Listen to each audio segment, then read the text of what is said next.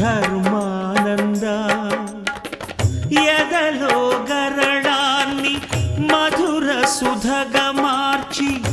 నవ్వించుటొక ఆట మోహానంద పసి గణపతి ప్రాణము తీయుట ఒక ఆట